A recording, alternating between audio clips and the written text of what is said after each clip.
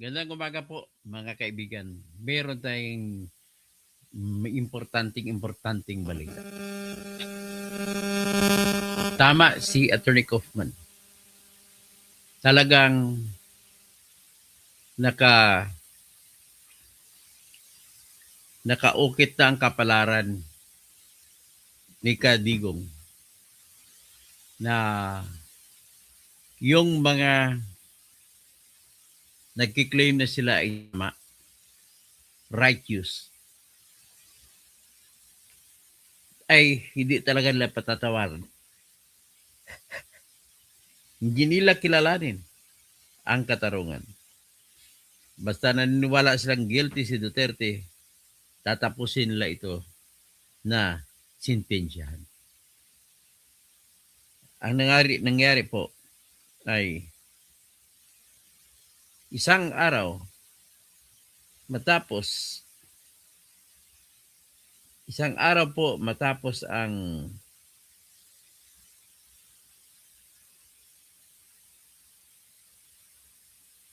pagpalabas ng desisyon sa pagbabasura ng tinatawag na apela sa jurisdiction kung may kapangyarihan pa ba ang ICC na maghahatol, maghuhusga o maglilitis sa kaso ni Duterte, ay tuloy-tuloy na yan. Tama nga siya. Kasi kinabukasan, April 22 yun. Kinabukasan, April 23, ay nagpalabas na rin ng order ang pretrial chamber naman. Matapos maglabas ng desisyon ang appeal chamber na binasura ang desisyon nila, binasura nila ang challenge ni Duterte sa kapangyarihan kung jurisdiction ng ICC, kinabukasan ay nagpalabas din ng decision ang mas mababang korte na pretrial chamber na kumpirmado ang lahat ng sinampang kaso laban kay Duterte. So tuloy-tuloy na. Yan sinasabi ni Kaufman. We will just fight. Pero ramdam niya na wala silang kapanapanalo. This is the case. Pero I still have that comfort. Ang nakakakanan dyan kasi, total ginawa naman niya ito at sugal din niya sa kanya ito. Sinugal niya ang kanyang sarili para lamang mapatahimik ang bayan. Mawawala yung mga adik sa kalsada. Mawawala yung mga mamatay tao sa kalsada. Mawawala yung mga magnanakaw sa kalsada. Lahat ng po ay nagawa niya. Kahit anong tribo mo, hindi mo makakalimutan si Duterte. Siya lamang po ang tanging presidente na nagpalinis ng kalsada at nagtanggal ng mga adik, ng mga salaula, mga kawatan, at mga tirador diyan sa kalsada natin. Lahat ng kriminal ay walang gumagala sa panahon niya. Nagtatago ang lahat ng kriminal. Pero bago rin yan, ay siyempre,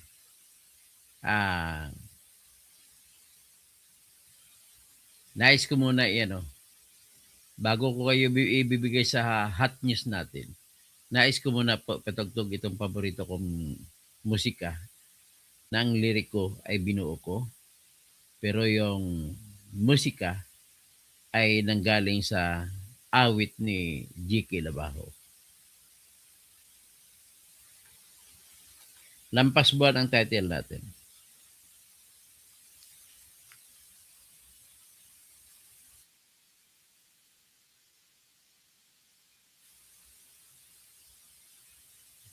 Ito muna, pag muna natin Lampas Buwan habang nag-ipon tayo ng audience. Magandang umaga po, Glenn Mac.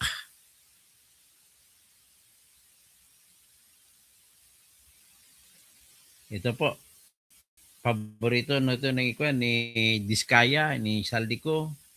I also dedicate this most especially to BBM at saka si Martin Romualdez.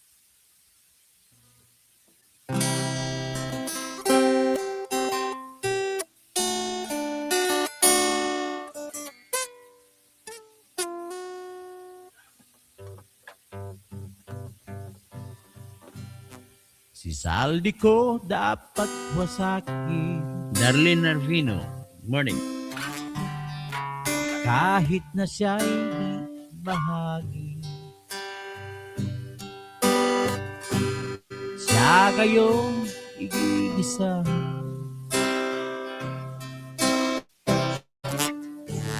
Sana ay katayin na. Sa'y napakaraming nakaw. Lampas pa sa buwan. Pakinggan mga taong humihiya. Sa nakaw lampas buwan. Ayokong mabuhay ng malungkot. Si Sara Diskaya lang masaya. Nagpakasasa hanggang sa pagtanda. Halina tayo'y tumiga. Siya'y napakaraming nakaw. Lampas pa sa buwan. Pakinggan mga taong umiiyak. Sa nakaw lampas buwan.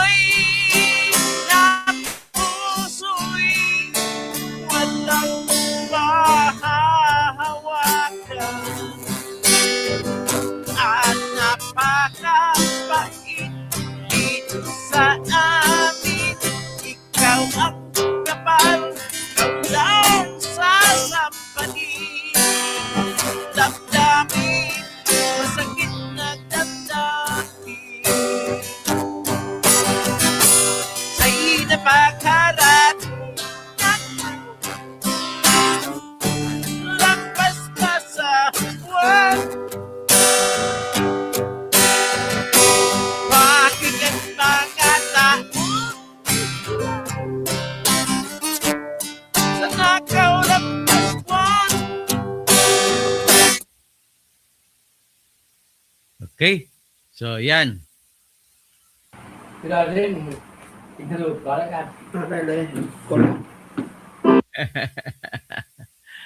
Okay. So, tanggalin na natin yan. Ito po ang nangyari, no? Malungkot man ang balita. Darlene Nervino, Daybot. Glenn Mac, nabasa ko po. Siguro pagkatapos ito, i-vlog natin ito.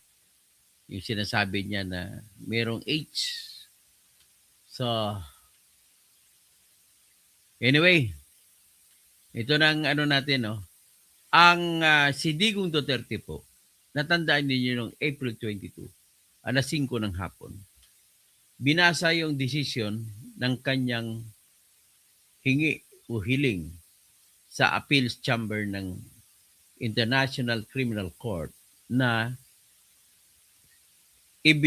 ibasura na ang kaso laban sa kanya sapagkat dapat mag-agree o papayag ang appeals chamber na walang jurisdiction ang International Criminal Court sa kanya kaso. Sa totoong kwento, hindi ako conforme sa decision. Sigurado ako kahit pabaliktarin kong utak ko. Pabaliktarin natin ang utak ng mga taong naniniwala sa kung anong batas. Sa mga taong naniniwala na ang dapat ay mamamayan ng batas ay mali po ang desisyon ng ICC Appeals Chamber. Pero sabi ni Attorney Kaufman, alam niya na yung mga nagkiklaim ng mga right use ay once na binasura nila ang tinatawag na issue tungkol sa jurisdiction, sabi niya, tapos na ang lahat. Nakasulat na ang pagkatalo ni Duterte. Although hindi nagsusurrender si Attorney Kaufman, nag-express pa rin siya ng pag-asa na gagawa sila ng parang pag-aralan nila. Well, Mr. Kaufman, I don't know how to contact you. But I want to talk to you with regard to the defense. I want you to try another issue. And I do believe this other issue is very good. This issue that I am proposing for you to explore, please try to study. Filing a request for the termination of the case against Digong Duterte on the reason or on the ground that his arrest was illegal. Illegal in the local country of the Philippines. In the Constitution of the Philippines, let me educate you that the Constitution of the Republic of the Philippines is very strict in enforcing the rights of the people within its soil. All people, including the Filipinos and the non-Filipinos who sojourn in the Philippines, have that right not to be deprived of their life, liberty, or property without due process of law, nor any person shall be denied the equal protection of the laws. And if you happen to read the Constitution of the United States of America, that is just the same as the American Constitution. But in America, they stated this way: no person shall be deprived of life, liberty, and the pursuit of happiness. That pursuit of happiness is defined as the pursuit of property in order for you to get fame and glory by reason of your wealth. It is also the same as in the Philippines. And I do believe it is also the same in The Hague. And it is also the same in the ICC.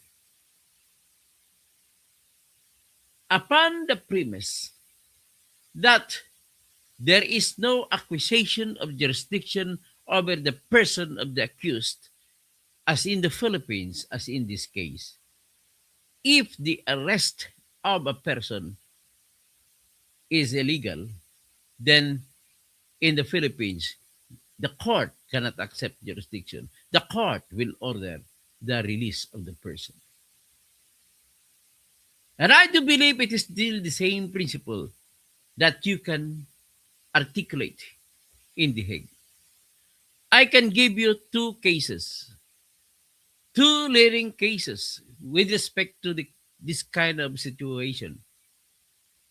In the case of Ibrahim versus Minister, this is a case in South Africa where Mr. Ibrahim was released by the court after the court learned and after it was established that Mr. Ibrahim was arrested in Suwaliland without legality. And because the court does not want to be an instrument of human rights violation, the court released Mr. Ibrahim. Because for the court to declare acquisition of jurisdiction over the person of Mr. Ibrahim is just like the court introducing or rewarding the act of arresting without legal impediment, without legal imprimatur. The same thing happened in U.S. versus Toscanino case. This Mr. Toscanino was arrested illegally in Uruguay, and he was brought to the United States Supreme Court, a court in New York. But the judge in New York decided that they cannot accept jurisdiction over the person of Mr. Toscanino because of the fact that he was arrested in Uruguay. illegally. Illegal in the laws of Uruguay. Mr. Toscanino is an Italian. He was also accused, just like Escobar, a drug lord, cocaine lord. Pasensya na kayo, in English ko lang para maintindihan ni Kaufman.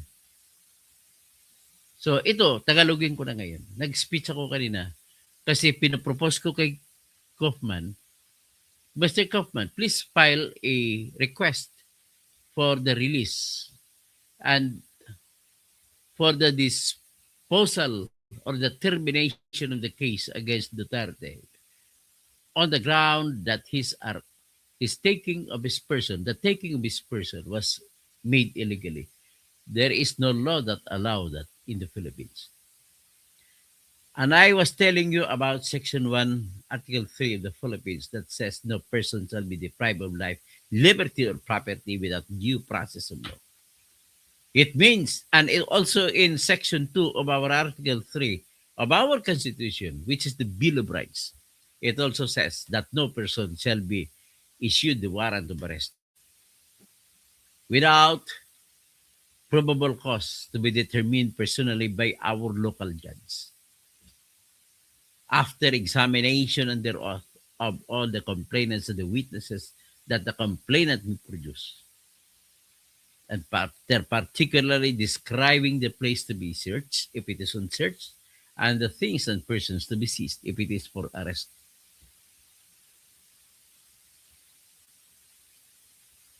Now, in Section 1, you cannot arrest the person without the process of the Philippine laws. And the laws of ICC cannot be considered as existing in the Philippines because of the fact that ICC was no longer a member of the Philippines.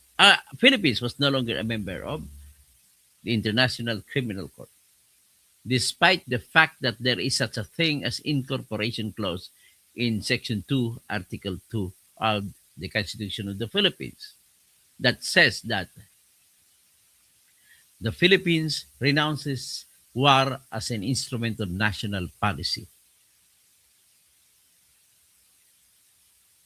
and adopts the generally accepted international law, international principles. Yan incorporation clause. Kahit na may incorporation clause tayo, the fact na hindi tayo member ng ICC ay hindi pwedeng na i-apply ang batas ng ICC sa Pilipinas. Additionally, Mr. Nick Kaufman,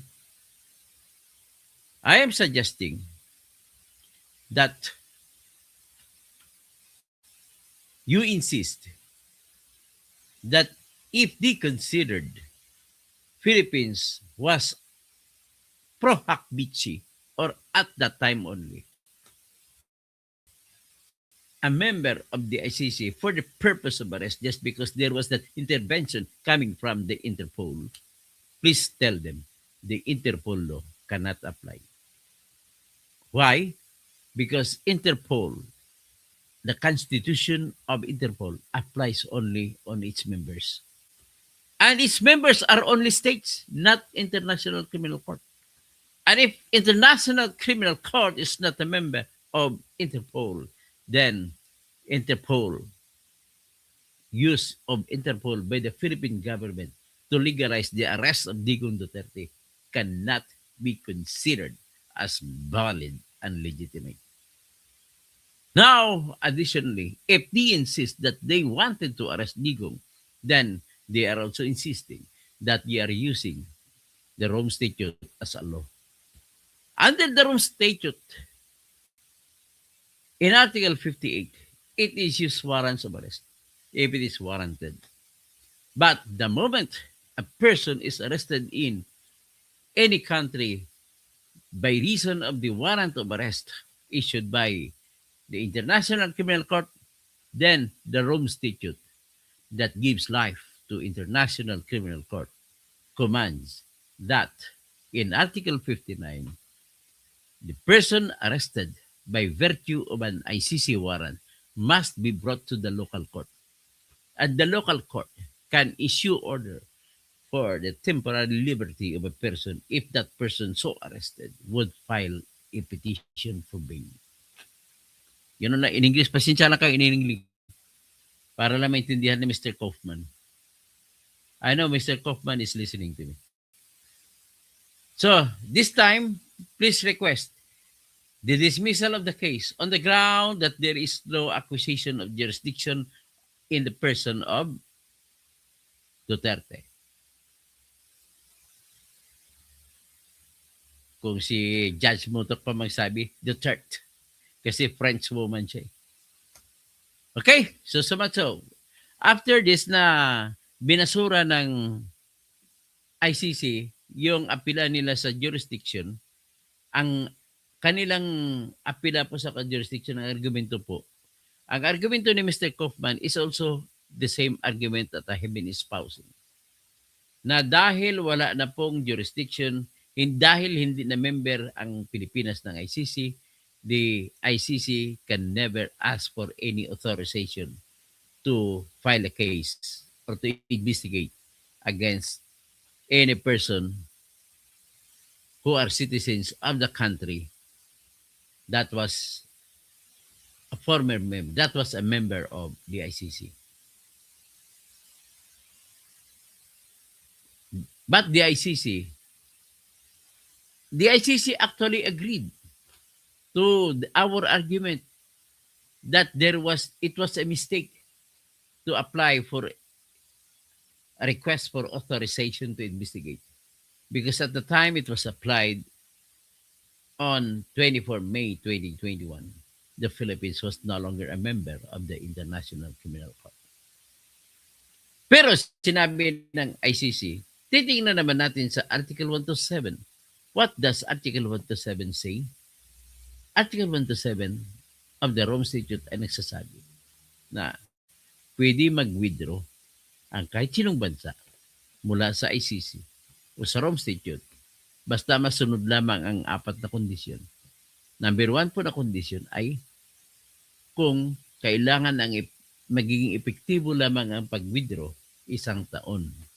Matanong ko kayo, para saan ba yung 1 taon? Bakit umabot pa 1 taon? Yun pong 1 taon ay nagiging useless na. Kasi ang argumento namin, huwag na huwag kayo magsabi na ang preliminary examination is an authority to investigate. Sapagkat, the fact na binigyan kayo ng 1 year na palugid, iyan na po ang caveat o warning para gawin nyo na ang trabaho nyo ng mabilis, baka maabutan kayo ng pag-expire ng 1 year. Which the Office of the Prosecutor did not observe. It waited until May 24, 2021 to apply for an authority to investigate into the case of the Philippines. So, yan ang mga gray area and my reasons. I cannot sleep because I know that the majority who ruled in the ICC declaration of authority or having jurisdiction to try Digong Duterte is really wrong. Anyway, 5 ang judge dyan. Sa 5, isa ang pumabor kay Duterte. So, ang score 4-1. But the fact that there is 1 judge who announced that there is no jurisdiction for ICC to entertain the case of Duterte, then, at least, yan po ang mag-create ng reasonable doubt na si Duterte pala ay hindi guilty. Okay? So, sinabi ni Mr. Kaufman, patay tayo. Kung sa Tagalog pa, patay na tayo nito. Wala na. The fact na tinanggihan nila yung ating motion, ibig sabihin kasunod ay ganun din mangyari. Ay talagang kukunin nila. Sintensya nila si Duterte. Pero nevertheless, we will try our best. Yan ang sinabi ni Atty. Kaufman. So ito po, ipakita ko lang yung si Mr. Kaufman. Pero kinabukasan, April 23, kanina, nagpalabas naman ng order. Isang court naman ng ICC, ang pretrial chamber. At nagsasabi, confirm!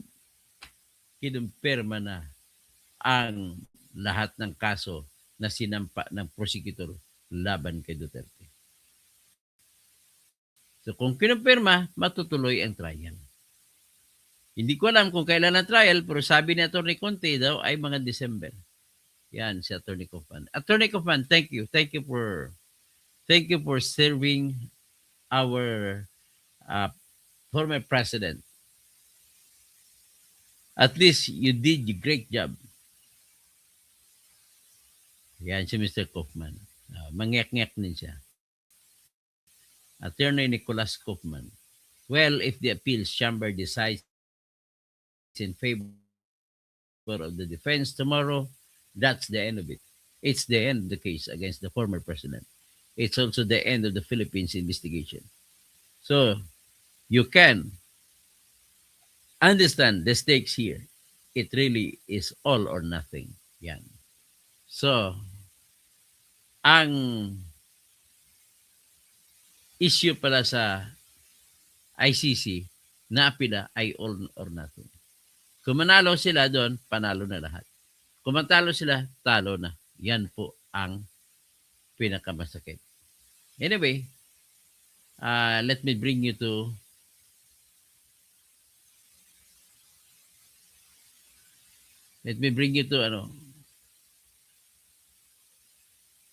to Kitty Duterte. Si Kitty, sinabi niya, alam na daw ni tatay niya. Well, kahit alam na ni tatay niya, ay he is still hopeful na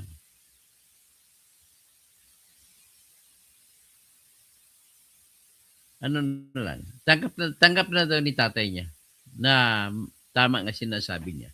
Mamamatay na lang siya sa bilangguan. Pakinggan natin si Kitty. Yung bunsong anak ni Digong.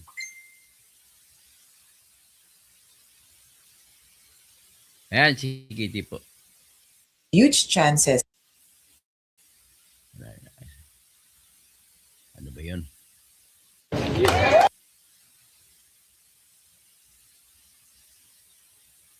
Today, the judges of Pretrial Chamber 1 Ano ba yun? Nawala. Nawala si Kitty.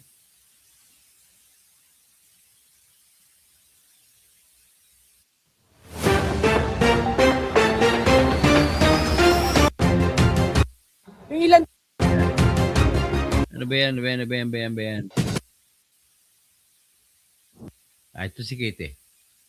Not much today. He was asking more about the family. He knows about the decision already, and I do not initiate conversations with him about it because it might ruin his mood. But he knows, and so far he is accepting of it. No, like he always says, wala tayong magawa eh.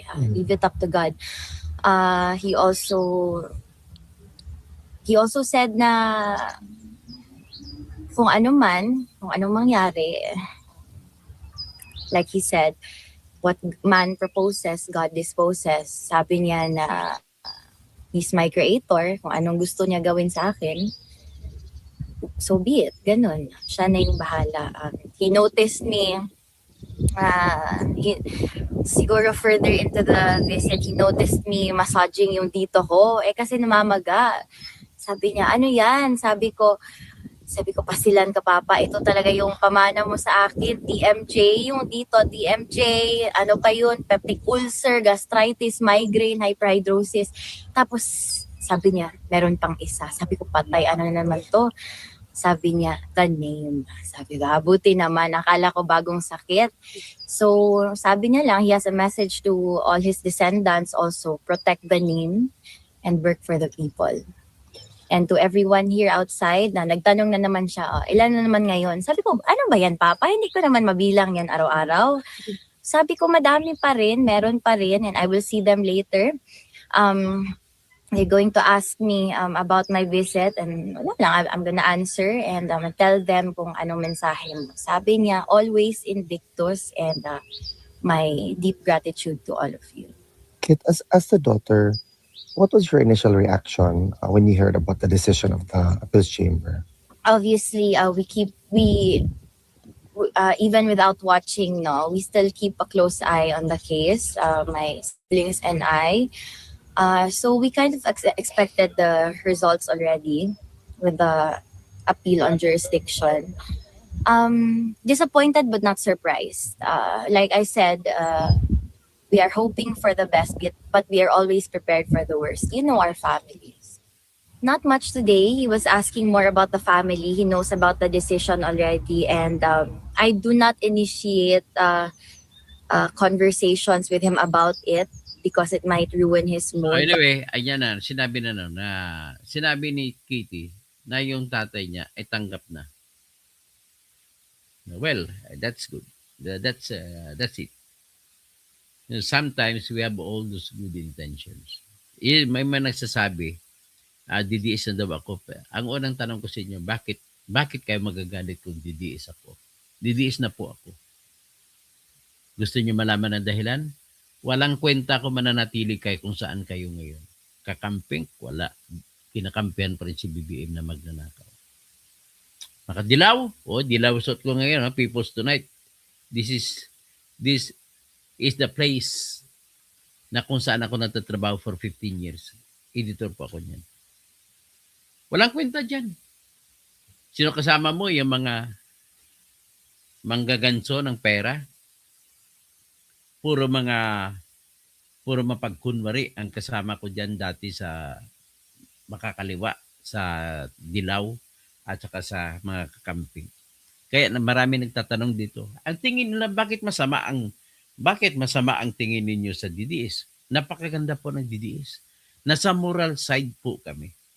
Bakit ko po sasabihin na nasa moral side kami? Nasa moral side po kami dahil sapagkat, una, tas ang pinaglalaban ko. Ang masama lang po sa inyo, ang tingin nyo sa DDS, ang tawag niyan, napaka-discriminating kayo. Ito, kagaya nung tingnan, anong ebidensya na malaking ebidensya sa mali-malitang pera, kinakampihan ninyo. Ganun po kayo mga makadilaw, makapink, walang kwenta, putanginan. Mapunyeta kayo lahat. Kakampihan nyo magnanakaw. Tapos sabihin nyo, si Duterte, mas maganda na lang na maraming pinatay. We tasted once in our lifetime na walang nagnakaw sa ating kalsada. Pinakamagaling na presidente na nangyari. Ako sa sinino, parmali nagnakaw. Well, may mga iba siguro pwedeng nangyari. May nagnakaw, but then it is not that big as you could imagine. Na nanggaling sa mga kwento. Wala naman kayo nakitang listahan na ebidensya kung gaano kalaki ang ninakaw. Ang akin lang pong argumento dyan, kapatid na pakat abs, na talagang walang korupsyon na nangyari sa panahon ni Digong. Ano ang rason ko?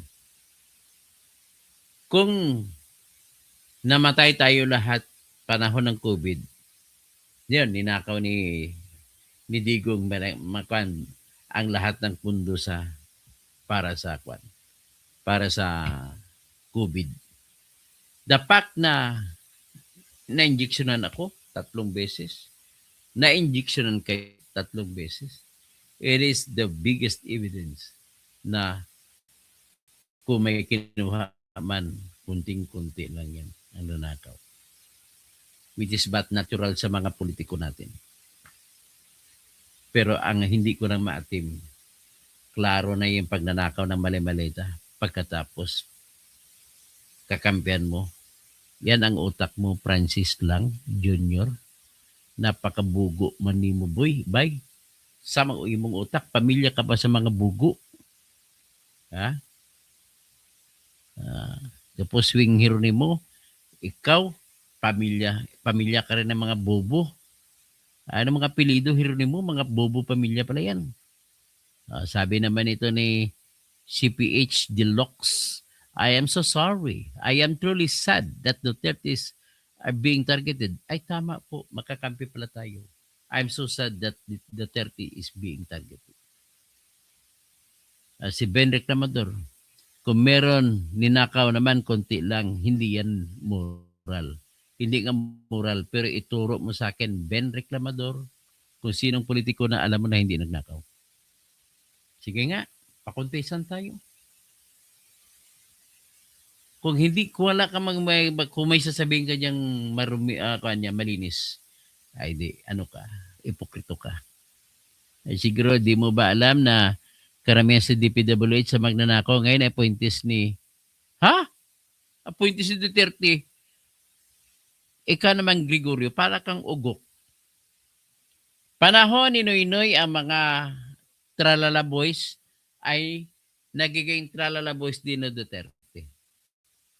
Kukunti lang inappoint ni Duterte doon. Ano ka ba? Ang mga tralala nga noon ni Duterte, mga tralala na nga Pinoy.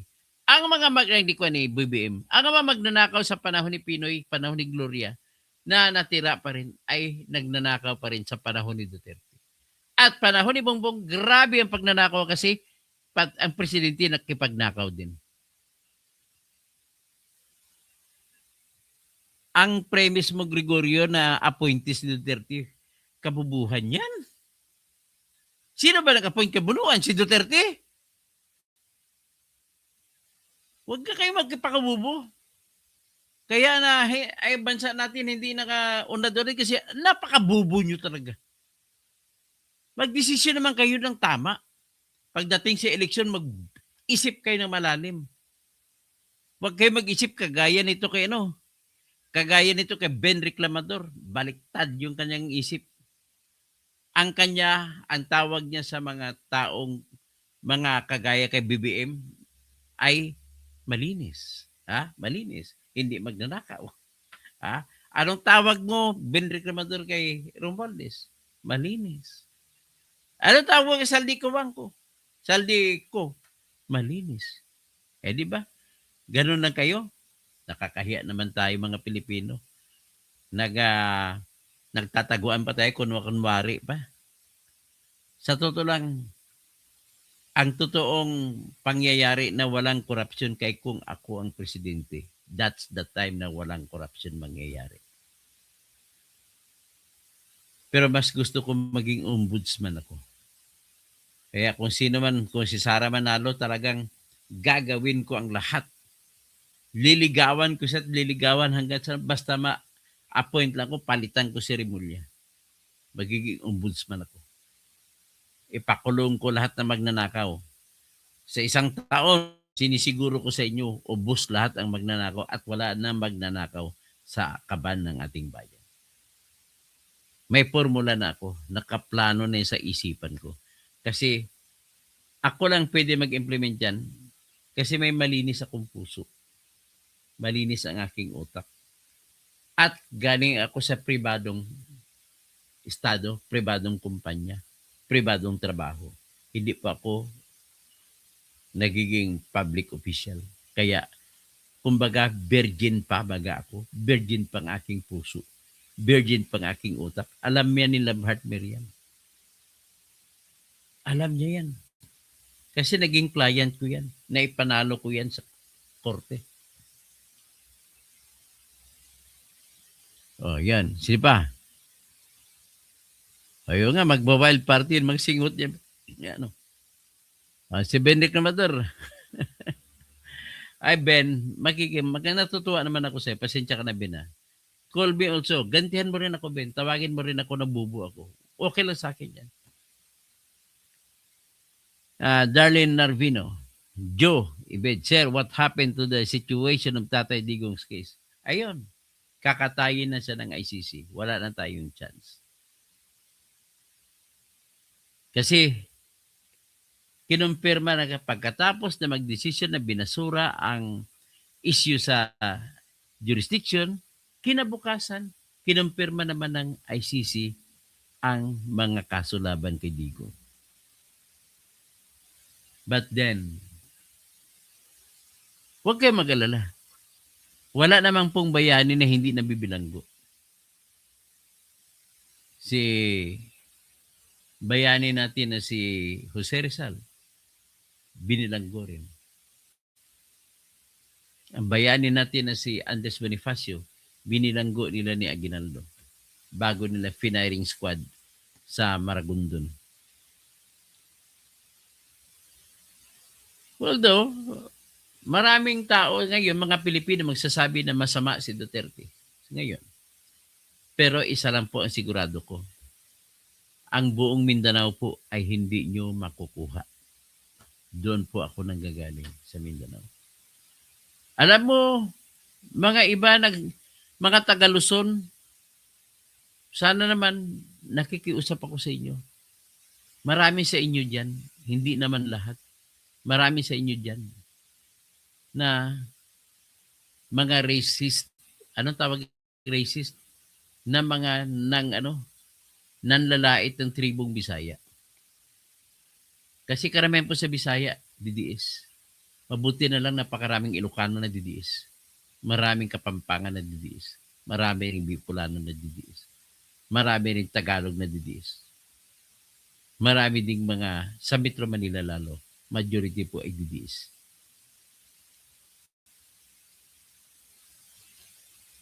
Ito lang po ang aming masasabi. Yes, nakuha ninyo, sentensya ninyo, gawin ninyo kung anong gusto nyo gagawin kay former President Rodrigo Roa Duterte. Ganun kayo kaabusado. Ang nagparisto sa kanya ay si Bongbong Marcos. Si Bongbong Marcos, ang kanyang iniisip ay hindi bayan. Sa pag-aristo niya at pagsuko niya sa dihig na sinuko niyang Pilipino na dating presidente, ay para niya rin sinuko yung soberanya ng Pilipinas.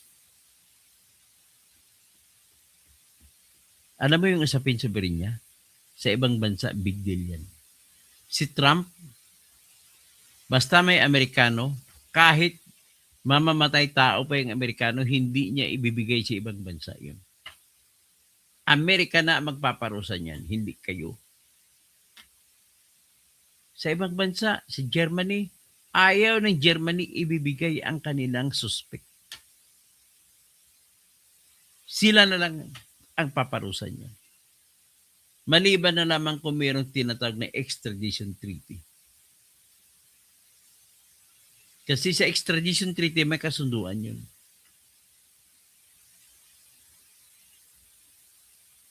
Biro mo hindi na tayo member ng ICC, ibibigay mo ron.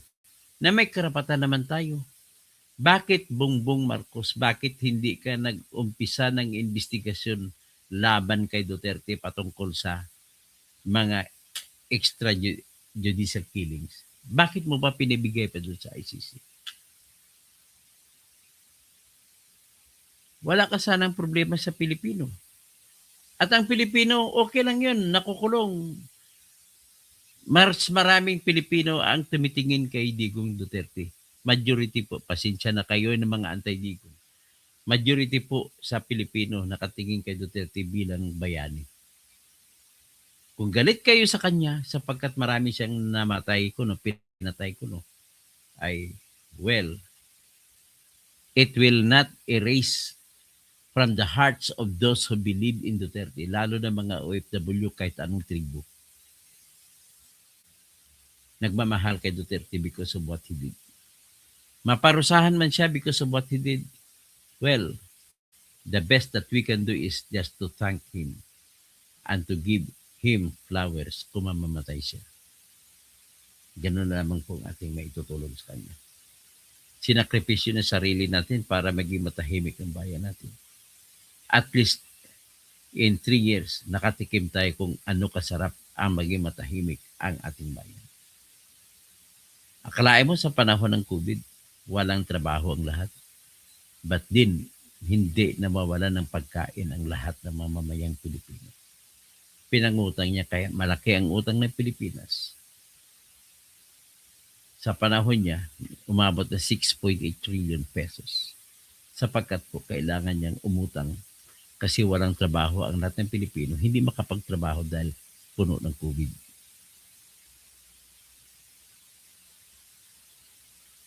Sa akin na naman, the best that we can do is argue. We have argued on the point of law. And if we only insist on the law, the rule of law, Digong Duterte must have come home now. Kaya lang dito, sa usapin dito, marami dito sa inyo kumakampi sa mga namatayan. It is now a fight between the law and those who cry for justice. Now, sino ngayon ang papanigan?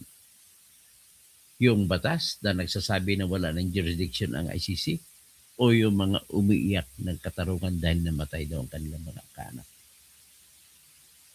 Whatever happens dito sa trial na ito, it will never erase the fact na wala pong ebidensya, walang testigo na direkta makapagsabi na si Digong ang nag-utos na patayin ang bawat isa. Wala po.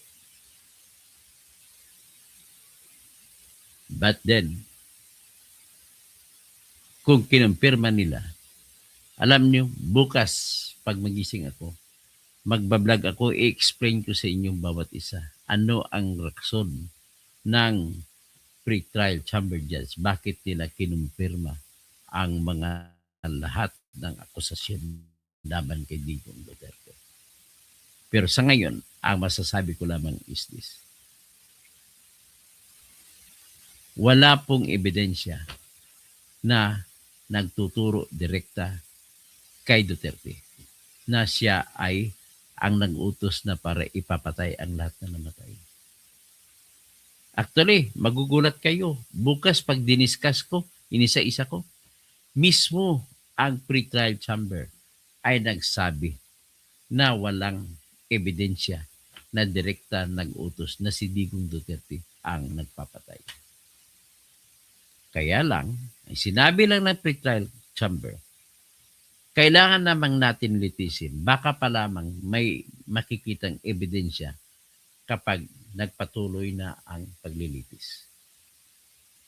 Pero sa ngayon, inamin po ng pre-trial chamber judge na wala silang ebidensya. But then, inamin din nila na ang kanilang papel sa International Criminal Court ay hindi para hanapin kung may ebidensya o wala beyond reasonable doubt. Ang sa kanila lang is if there is reasonable ground to believe that Duterte must be held for trial. Yung kanilang determination ng reasonable ground to believe ay iba po kaysa Pilipinas na sistema. Ang sistema po sa Pilipinas sa ngayon o dati ay probable cause, mas mataas na level. Pag probable cause, at tinaasan pa yan ni Remulla nung si Remulla ay Department of Justice Secretary. At ang nakalagay dyan ay kailangan ang piskal titignan kung may ebidensya na kung may presenta lamang sa korte ang unang itatanong mo sa sarili mo. Malakas bang ebidensya? Na ang lakas niya ay pwede mong matawag na prima facie evidence. Alin ang mas mataas? Prima facie o probable cause? Yung prima facie ay mas mataas. Kapag ang ebidensya mo ay prima facie, ang ibig kong sabihin yan kung hindi makapagdepensa ang akusado ay guilty na siya kagad. Bakit dugtungan pa ng with certainty of conviction? May mga kaso po kasi, prima facie pero yung testigo mo hindi naman lilitaw. Wala kang testigo. Testigo mo patay na. Pero hindi mo masustain just for the purpose only of filing it in court, may papile. Pero hindi nakakasiguro ang piskal na kung mananalo ba sila o hindi. Walang pinag-iba din yan sa usapin sa impeachment laban kay Sara Duterte. May masakit para sa pamilya ng Duterte. Masakit para sa aming mga DDS. Kinumpirma pa ang kaso laban kay Digong. Binasura ang apila niya sa jurisdiction. Tapos bababuyin pa ni Trillanes at saka ibang mga congressmen si Sara Duterte. Ang pambababoy po na ginawa ni Trillanes ay ganito. Nagpresenta siya ng ebidensya. Yung mga ito ay mga nasa bangko ng mga Duterte. Okay na sana yun. Gumawa pa, ang pinakababoy na ginawa niya. Gumawa siya ng kwento na si Michael Yang, si Charlie Tan, at saka si Sammy Oy ay mga drug lords. Ito'y sa kabila ng katotohanan na wala siyang hawak na ebidensya ng mga drug lord ito. Ito'y sa kabila ng katotohanan na ang si Sammy Oy ay buhay na naninegosyo sa Davao. Kung may kaso siya, dapat nahuli na siya sa ngayon. Ito ay sa kabila ng katotohanan. Ano lang ba ang pinagbabasihan ni Trillanes? Ang salita lamang po ni PO3, SPO3 Arturo Las Cañas at ni former Colonel Eduardo Asierto. Nagsasabi si Las Cañas, according to him, ay drug lord si Sammy Oy, Sammy Kang Oy, Samuel Kang Oy. At drug lord din daw si Michael Yang. At drug lord din daw si Charlie Tan na nagiging barkada ni Duterte. Well, si Manny Piñon na dating Secretary of Agriculture, naninindigan na hindi drug lord si Sammy Oy. Negosyante. At kung si Michael Yang naman po, nais ko lamang ipaalam sa inyo kasi ako taga Mindanao ako. Taga South Cotabato ako. Taga Timog Cotabato. Kaya paborito kong kanta. Ako'y isinilang sa isang bayan ng Cotabato. Yan. Nabadadaanan ko lagi ang Davao City pag pumunta po ako sa ang mahal na pamantasan. Pamantasang Mindanao. Yan po yung Mindanao State University. At ang Davao City po, nandun na kagad, parang 1982, pumunta ko ng MSU, dadaanan mo sa Davao City, nakikita ko na yung mall, pinakamalaking mall doon, kasi laki ng Gaisano. Yun yung NCCC. Yung NCCC mall po, si Michael Yang ang may-ari. Since 1982, would you believe that the person would be a drug lord? Since 1982, doon siya sa Davao City. Itanong niyo sa mga taga Davao. Ang laki ng mall ng NCCC sa Davao.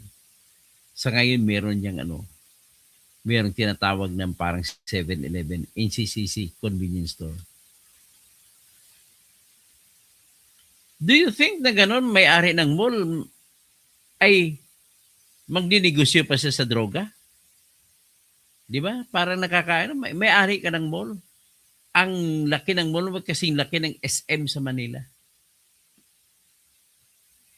Yan po yung katauhan ni Michael Yang. Ngayon, sino ba? Paano siya nagiging drug lord?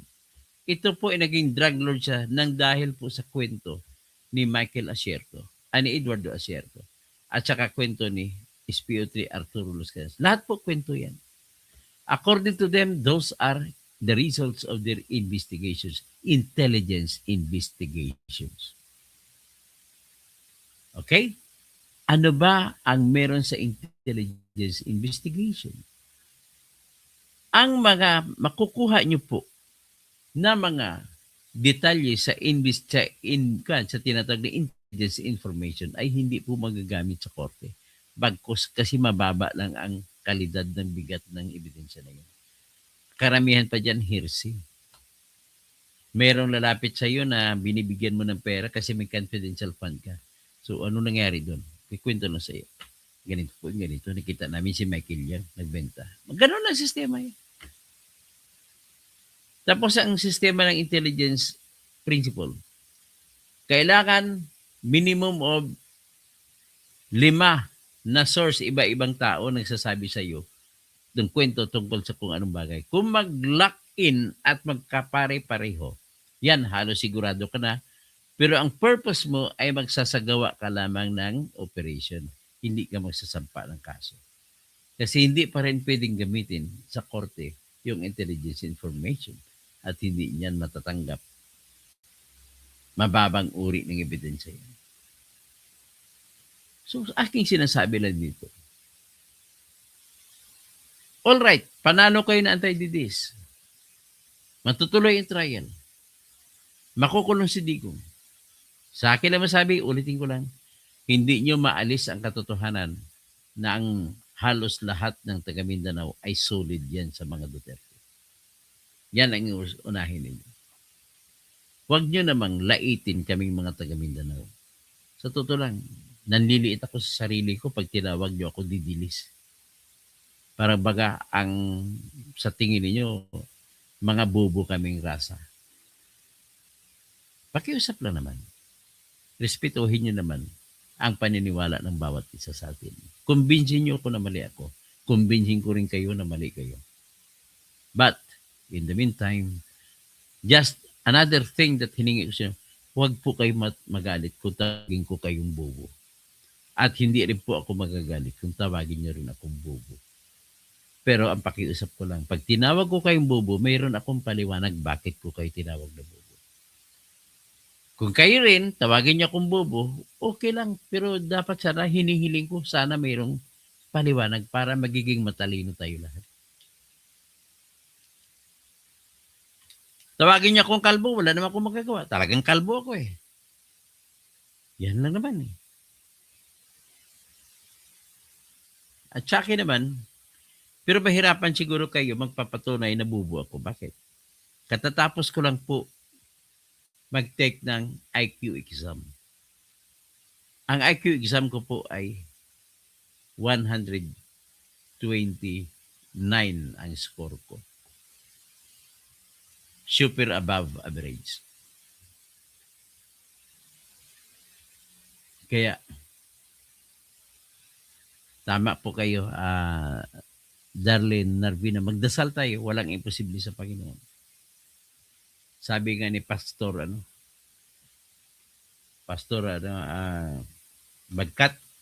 Bigkat, kalimutan ko, pastor ng, pastor siya ng, kalimutan ko ng church nila.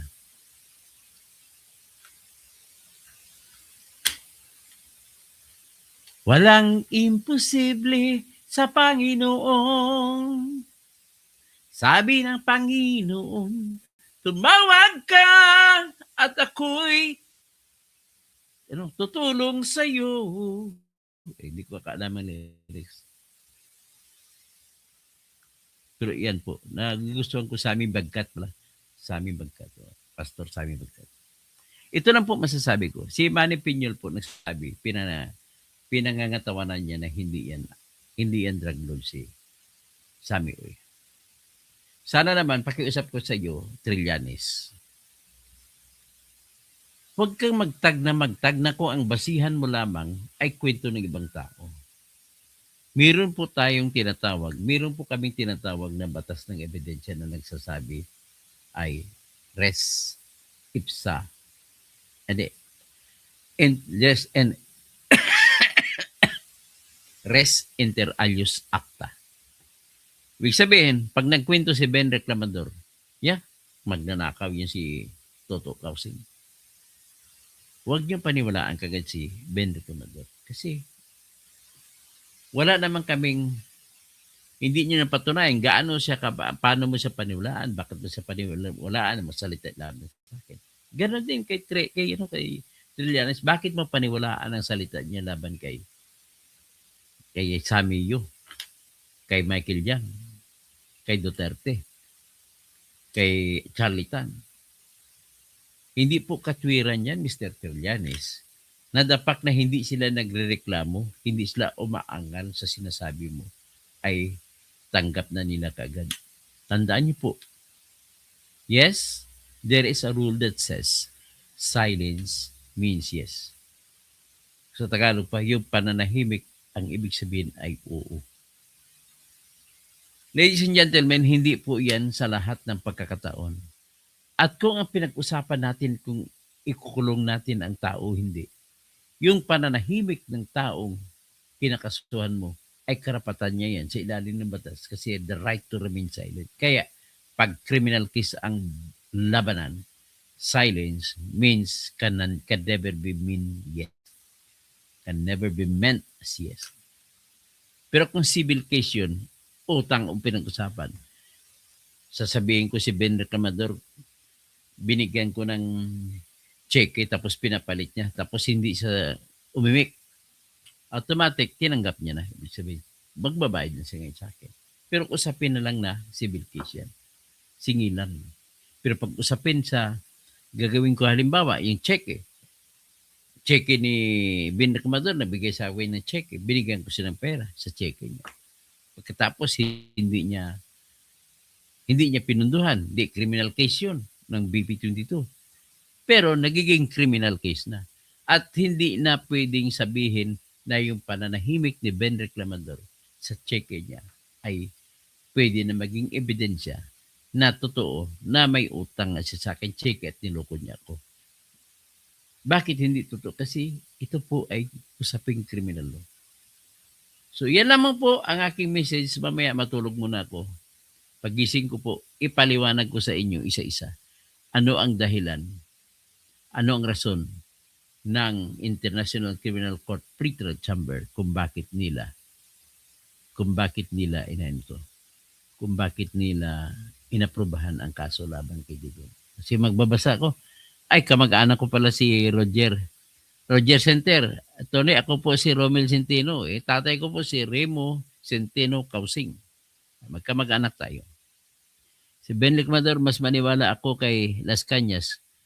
Ang paniwala ay iba yan. Pero pag usaping ebidensya, iba rin po. Okay lang yan. Naniwala ka. Ibig sabihin, napakababaw po ng iyong panukat.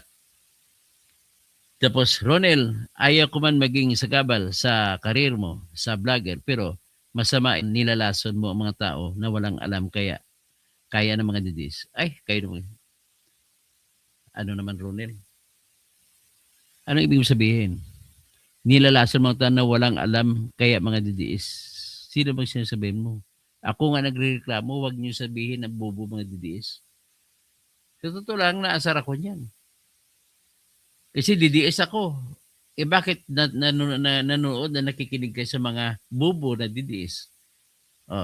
Sa kami mga Mbranaw, si Digong po, may dugong ano. Tingin ko, pamilya Lucman ito si Digong Duterte. Kasi si Kuya Khalil Lucman Attorney Lucman.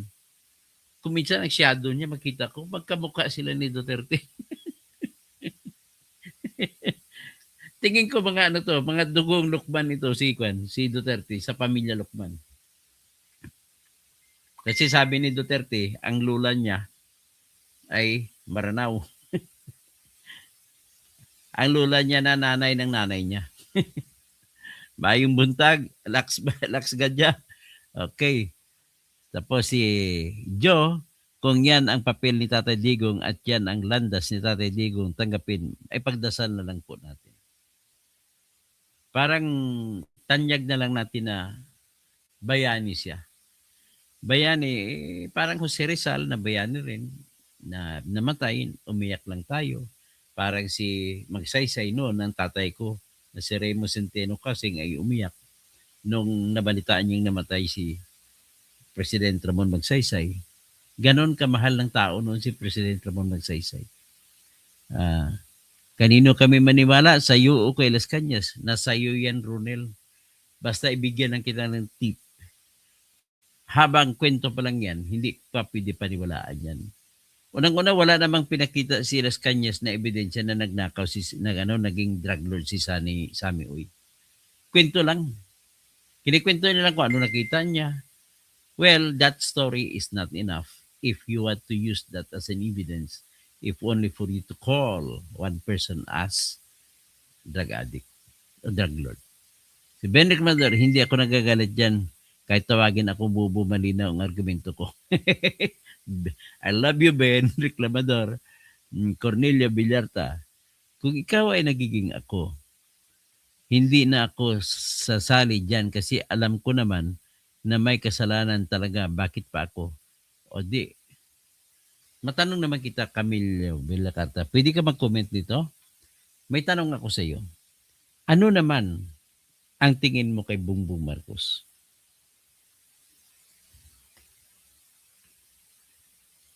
Ano naman tingin mo kay Bongbong Marcos? Sabi nito, si Nurse Mike, sino ba yung Nurse Mike? Tapos, okay lang yan, tawagin mo ako gago, okay lang sa akin yan. Baka naman biglang ano lang yan, biglang disgust, stated our sudden burst of emotion. Attorney ka ba, gamitin mo gago. Ben Reclamador, paano siya nagkaroon ng mali? Ikaw na pinanganak sa Pilipinas, hindi nagkaroon ng mali. Pero si Sammy Yu, oy na dayuhan. Ay, hindi lahat ng dayuhan ay drug lord. Kung ikaw kaya, Ben Reclamador, pupunta sa Dubai, papayag ka ba? Pilipino ka, tatawagin kang, sabihin natin, tatawagin kang gago. Okay lang ba yan? O sabihin, drug lord. Magnanakaw. Kasi mga Pilipino, magnanakaw yan eh. O gaganunin ka. Payag ka ba dyan? That is unfair also to any person. Matuwa ka nga, bakit umalis sila? Hindi mo ba nakuha yung kwento nila, ng buhay nila? Bakit umalis sila sa kanilang lugar na pinagmulan? The fact po na kapag ang isang, halimbawa may nakita tayong Chinese dito, pumunta sa Marawi ang Chinese, dapat mahalin ng mga Maranao yung Chinese na pumunta sa kanila. Bakit po? Mas pinili pa niya pumunta sa Marawi. At ibig sabihin, kung umalis yan sa kanilang lugar, may dahilan yan. Malaki ang dahilan. Hindi siya mahal ng kanyang lugar. O wala siyang buhay na makikita sa kanyang lugar. That's the story of all immigrants. Bakit naging immigrant ang tao? Hanap ng kabuhayan. Number one. Kaya nga, nabuo yung kanta, I've been wandering early and late to the New York City, to the Golden Gate, and it don't look much. I never stop my wandering. Moreto Malone. Drug lord ka kasi may tama ka, negosyante si Michael Yang ng Cebu. Ano naman ang ebidensya mo, Maritomi? Marie Malone. Mori Tumalone. Wala po kayong ebidensya. Pakita mo ebidensya mo. Ako pa magkakaso sa mga yan kung may bigay mo ko ebidensya. Sabi naman, Ben Reclamador, si Manny Piñol at ikaw pareho lang na walang alam sa transaksyon ni Sammy Oy. Bakit ikaw may alam ka ba? Tanong ko lang sa iyo, may alam ka ba? Wala nga akong alam kaya hindi ako pwede mag-judge. Ang sa aking stand dyan, hanggat wala ako nakita na ebidensya na drug lord siya, mumurahin ko si Trillanes sa pagtatawag na drug lord si Sammy Oy. Darlene Nervino, walang imposible sa Panginoon. At least, ang Panginoon tayo. Kay ala tayo magsagi. Joe, sana sir, gabaan silang lahat. Sabi ng sister ko sa Pinas ay dumami ang pussy retarded. O yun nga, totoo yan. Lalo pa sa Metro Manila. Lax, miyakadakal so mga addict sa Metro Manila. Joe, sana sir, gabaan. Okay, si Darlene Nervino. Dami na po ebidensya nakuha. Mga testigo, buksan po ninyong isip. Asan ang testigo? Asan na ipalabas ba? Ang testigo nakita ko, ang mga mali-malita nakita ko ay si BBM magnanakaw.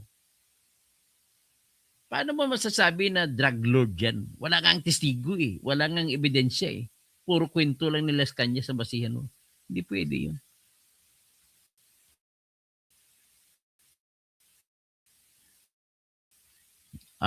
Ito yung pagkamatay ni Mayor Espinosa, hindi po yun ebidensya. Bakit sino bang pumatay kay Espinosa? Si Duterte ba? Ben Reclamador? Tapatan na tayo, Ben Reclamador. Sino pumatay kay Mayor Espinosa. Si Duterte ba? Di ba namatay siya sa loob ng bilangguan? Di ba mga pulis ang pumatay sa kanya? Anong ibig sabihin nun? Kung pulis pumatay sa kanya, ibig mo sabihin si Duterte na patay nun? That's a lot of nonsense. Joe, ang masasabi ko lang, sir, wala na makapantay sa kakayahan ni Tatay Digong. I will remember his good works. Yun na lang po ang gagawin natin.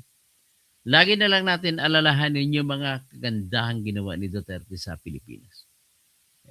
81 siya ngayon.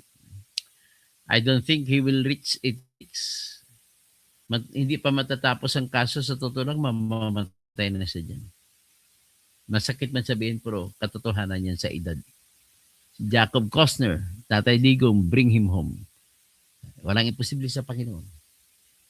Sabi naman ni Greg Babaran,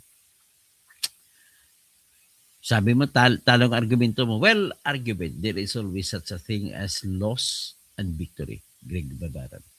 And if if I lose the fight, I accept it gracefully. Walang problema lang. But I will insist that I am correct. I am right. Ganun ang posible. Mananatili na lamang po na tawag ng konsensya yung aking argumento. At hindi po natin mawawala sa katotohanan na isa sa 5 judge ang nagsasabi na wala ng jurisdiction ang ICC sa Pilipinas. And that man, Judge Gotsa Lord Kipadidsi, carries my salute. Siyang mas magaling na judge. Yung ibang judge yan, as if Sir Alimac, parang ganito may kikwento ko sa inyo. 2 uri ng judge. Judge na nakatingin sa papel, sa teksto, nakatingin ko ano nakasulat sa batas. Sundin niya yan. Yan mga judge na tinatawag na conservative judge. May mga judge naman na kahit wala sa teksto, may tinatawag sa the spirit. Kaya, dalawahin mo yan. The law and the spirit of the law. Para maintindihan ninyo, what does that mean? Yung law, kung anong teksto nakasulat, yan po dapat sundin kung ang judge ay nakatutok sa tinatawag ng conservativeness.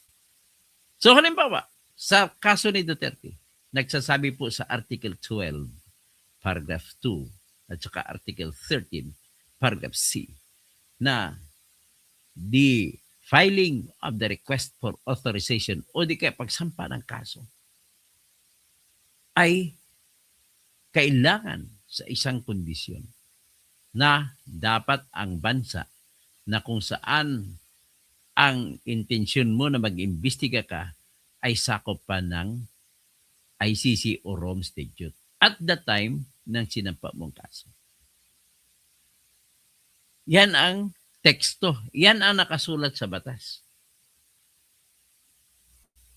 Ngayon, meron pang isang batas na nakasulat, Article 1 to 7. Sa pang-apat na kondisyon na nakalagay sa Article 1 to 7, nagsasabi siya na, if there is any matter under consideration by the court, that matter shall continue to exist as an obligation of the Philippines to the ICC.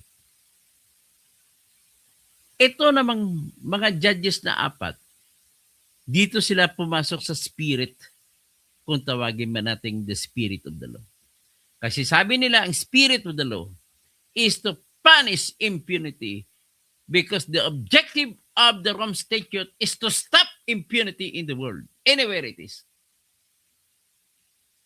So kaya, once they acquired jurisdiction over the cases, because of the fact that it happened at the time that the Philippines was still a member of the Rome Statute, then they will hang on to the jurisdiction.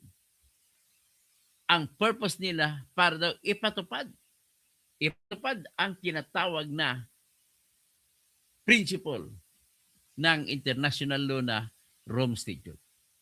At the principle shows that it was created to stop human rights violation in any part of the world. Kaya ako minsan, na kahit wala silang jurisdiction sa Russia at saka sa Israel, nagpalabas sila ng arrest warrant. Yan po yung spirit of the law. Now, nakasulat yan kay ano. Dito bago ko ikwento ko yun, ang example niyan is yung nangyari kay Samson and Delilah. Sa kwento ni Shakespeare, si Samson ay mahaba ang buhok. Ako walang buhok. Ang kapangyarihan ni Samson ay nakukuha sa haba ng buhok. Ang kanyang asawa si Delilah. Isang araw, tulog si Samson. Nilapitan siya ng mga kaaway. Tulog siya. Andun sa tabi si Delilah.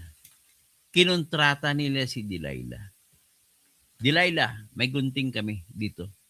Hindi nila pwede pasukin si Samson kasi ang buhok niya kilalang kilala sa buong bayan na yung buhok niya, yan ang kanyang kapangyarihan. Kaya kahit lulusubin na kahit tulog pa si Samson, ay hindi nila kayang talunin. Kaya ang ginawa nila, may gunting silang dala. Delilah, pwede ba bigyan ka namin ng pera? Gupitin mo yung buhok ni Samson. Sabi naman Delilah, ayoko! Kasi pag ginupit ko yan, gagalawin niyo si Samson. Sabi naman ng mga kaaway ni Samson, hindi namin Pexman, hindi namin siya gagalawin. Pexman. O yun. Because of that promise that was believed in as sincerity, a sincere offer, ay pumayag si Delilah. May pera pa. Ginupitan niya ngayon si Samson. Si Samson. Hindi Samsung na Korea. Si Samson, ginupitan niya habang tulog. At nang matapos na maggupit ang buhok, lumapit na ngayon yung mga kausap ni Delilah. At ang ginawa nila, tinalian nila si Samson. Nakatali si Samson, hindi makagalaw. Wala nang lakas. Wala nang buhok. Ginupitan ang buhok. Ano nangyari? Kumuha po sila ng asiro, bakal, na ginanon sa apoy.